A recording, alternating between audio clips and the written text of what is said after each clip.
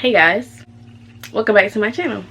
F savage bitch. In your trap and take over. Name another bitch that's colder. I just bought a brand new Rover. I don't even drive no more, I got a chauffeur. Took off, man, they asking me to slow up. Getting wiser and my money getting older. And that bitch, I ain't even gonna hold it. And that bitch, and I thought that it told. So, in today's video, I'm going to read one of the comments. I might start doing this, I might not. But in today's video, it's gonna be, what does it say?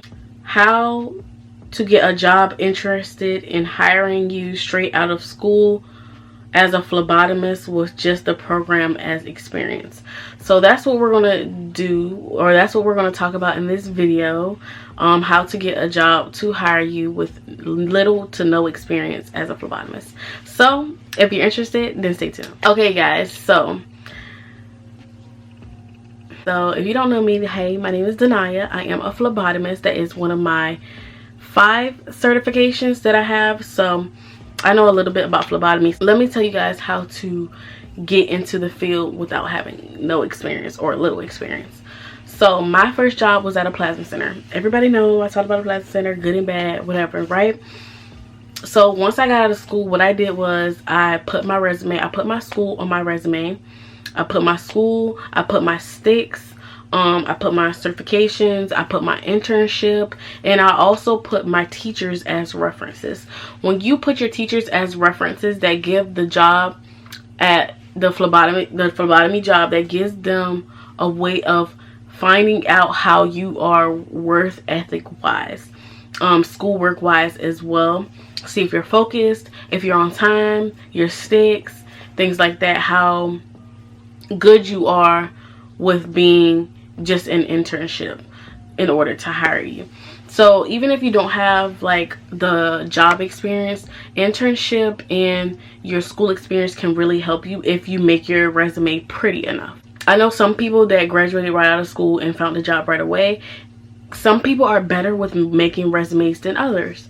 So instead of having your resume looking kind of gapish and, you know, kind of blank, some people will fill in them blank spots just from school, like what they did in school, what they volunteered in, what their teachers, like I said, everything that they did, like maybe leadership roles and stuff like that in school.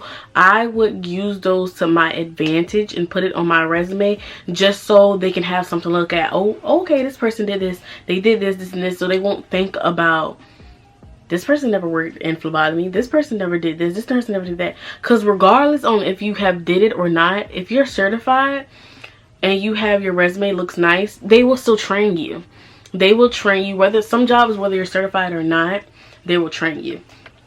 So that brings me to my next reason, my next thing. I would apply to jobs that will hire people with or without school experience. Not saying you're going to get paid the highest, but you will get your foot in the door. Like for example, the plasma center, they hire people with their certification and without, and they'll train both regardless.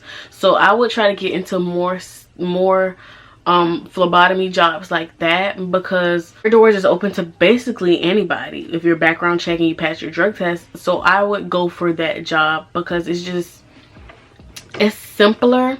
It's easier, because if you're trying to get into a hospital, it's a little bit harder because they're going to want to see that experience.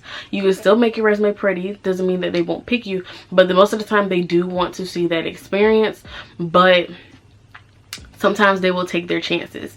So I would start off with going for jobs that hire you with or without a certification and making that resume pretty. Either you can find websites that will make your resume for you. Ask your mom, your cousin, your auntie, whoever's good at making resumes. Even if you have friends that always get jobs, see how they make their resumes, because I feel like I haven't been getting the jobs that I could have been getting because of my resume. I don't think I've been making them that pretty first starting out. Now they're kind of like beefish a little bit. They kind of thick, got a little something on it. But I feel like once I got out of school, I did not put enough information on my resume. Because I should have put all my certifications. I should have put everything that I did in school. I should have put my teachers as references so they can call them, internship, everything. I put a little bit of stuff, but I didn't put everything, and I felt like I would have got a job right when I left Job Corps if I would have made my resume a little bit more prettier. Some people like the little lines and the dots and stuff like that. Some people don't like a plain resume. Some people like it to look a certain way, especially if you're going to email it to them. Now if you're going to print it out, they want it printed out a certain way. They don't want no errors, stuff like that. So I would focus on making your resume really pretty, like really nice, really thick, really, we can see everything that you have done. Like it's supposed to be like a timeline, so we can see everything that you've done over time while you were in school until now, until you now applying for this job. So that's what I would do. Make your resume pretty and aim for jobs that that hire people with and without certifications, because you'll get in there easy because you have the certifications and they hire people without it. So I feel like you will get in there really easy because it's just a step into the door. Once you get your experience from that job, then hospitals will see, hey, this person been here. Then you can go to the hospital. Then you can become a mobile phlebotomist. You can go, after you get that little bit of experience, whether it's 3 months or 3 years, you can get into the hospital. Another way to get them interested in you is making sure when you get your stuff from your school, like your certification and stuff, make sure you get how many sticks you did. Because I know while you're training for phlebotomy, you're supposed to get a certain amount of finger sticks and a certain amount of straight needle sticks and a certain amount of butterflies. So I will put all those on my resume as well, just so they can see that you have done some actual sticks on actual people. Because some people just practice with the fake arms, but you actually practice on each other. A lot of places practice on each other. A lot of places practice on fake arms. A lot of places do both. So if you put your sticks down, they can really see, okay, this person's really been sticking. They've been doing good in school. They got their school references. They got their certification down. They got what they did in school. I'm really liking this person. I'm liking their resume. Let me get them a call. That's how they're going to see it. So that's what I will work on, building your sticks as internship. Even though your teacher may say, okay, you only need this amount of sticks to pass class, try to go a little bit over that, just so you can have your foot in the door when applying for a job. Like, hey, I have this many sticks, da da da da. Okay, so, and then when you get your job, your first job, keep up with your sticks. Your job should have a system where they count how many sticks you've done since you've been there, and once you get that, you can put that on your resume as well, and that will help you a lot when getting a hospital job or a mobile phlebotomist job, putting your sticks on the paper on your resume. Like, that will help a lot. So you can really use your program to your advantage by putting everything down. Everything. Teachers, everything. Now make sure you're nice to your teachers. I'm not saying take up BS or kiss their butt or nothing, but make sure you're nice to your teachers, especially if you're going to use them as a reference, especially if you're going to call a job. Hey, have you checked on my application? They're like, oh yeah, we looked at it a couple times. Is it okay if we call one of your references? Yeah, it's okay. You can call one of my references. I'll let them know. Okay, so you can do stuff like that. Make sure you check up on your applications. Some jobs love it when you check up on your applications. They love to see an eager person ready to work, especially if you're just trying to get your foot in the door and you're not asking for too much money. Don't bid yourself, because if they're seeing you just got out of school, yes, phlebotomists can make a decent amount of money, but if they're seeing you're being greedy with how much you should get hourly with you just getting out of school, they're gonna be like, I don't know, if I'm really feeling this patient. So what I did, I let them pick. I didn't negotiate nothing. I let them pick how much I was getting, and I started off with $11, $11.50 an hour, which then hold on, I gotta sneeze. Which then didn't bother me because I had just left a $7.25 job. So let them kind of negotiate with you, or let them give you a price, and then, you know, once you leave, you can find something better and you can negotiate your salary or your hourly wage. That's what I would do. That's all the advice that I can really give you guys. Build your resume based on everything that you did in school. Everything. Sticks, finger sticks, injections, everything. Teachers as references, teachers, and I would say your dean and or principal, or I don't know what they call them in college. I guess it's the dean or principal. Whoever is in charge, I would put them as a reference. Whoever is in charge of the classes, I will put them as a reference. And just another teacher, like maybe a counselor or something, I'll put them as a reference as well. Just so they can have somebody call, because they can't call another job if you've never been into the medical field. But just so they can have somebody to, like, okay, they work with this person. We can ask them about their work ethic and stuff like that. So don't put your family as references, because that's gonna come back to you, like, especially if they call them your family member off guard. They be like, hey, do you know such and such? Oh yeah, that's my, yeah, no, don't do that. Do not do that. Put your teachers up there, put your sticks up there. I'm gonna keep saying it, put your sticks up there, because your sticks can really help you get a job, especially if you have a lot of them from school during internships. What I did was I got one of my LPN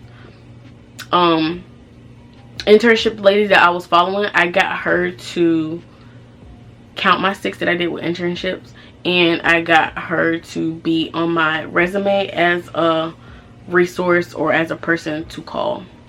So yeah, that's all I have for this video. I'm trying to think of something else to tell you guys, but I would start off with the lower, not saying lower end jobs, I'm gonna say easier jobs to get into. Plasma center, American Red Cross is kind of hard to get into, but they train people with or without a certification as well. Any place there where you can go with or without a certification as a phlebotomist, I would try first. Not saying stop applying to the hospitals, because anything can happen. Continue to apply to the hospitals, but continue to apply to jobs that you can have a certification with and you cannot have a certification with, because you're more likely to get in those easier. But keep your hospital, like, keep applying to the hospital while you're there, if the hospital is really where you want to be, because as your sticks build and stuff like that, you can throw it on your resume and send them, keep sending them the hospitals and do a new resume, updated resume, and you could eventually get a call. That's what happened to me. So I hope I helped you guys in this video. If I did not, I'm sorry. I'm sorry.